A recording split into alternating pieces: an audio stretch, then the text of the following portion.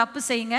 இன்னைக்கு ஒரு கூட்டம் அப்படி அலையுது. தப்பே செஞ்சாலும் நாங்க போய் சேர வேண்டிய இடத்துல சேர்ந்துருவோம், நாங்க பரலோகத்துல வாழ்ந்துருவோம், எல்லாம் நடந்துரும், எங்க இது இல்லை அப்படின்றாங்க. நான் ஒன்னே ஒன்று சொல்றேன், கிருபை கொடுக்கப்பட்டிருக்குது, ஆனா கிருபைக்கும் ஒரு எல்லை இருக்கு, மறந்துடாதீங்க. ஏசாவை மறந்துடாதீங்க. ஏசாவுக்கு தேவன் கொடுத்த கிருபையை he stretched it too much.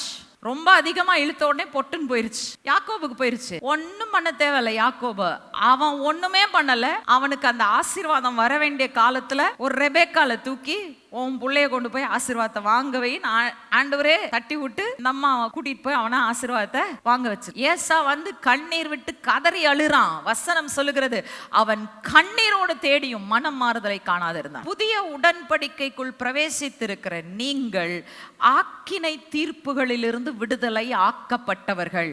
நீங்க தப்பே செஞ்சாலும் விழுந்தாலும் ஆண்டவர் உங்களை அழிச்சிட மாட்டார்.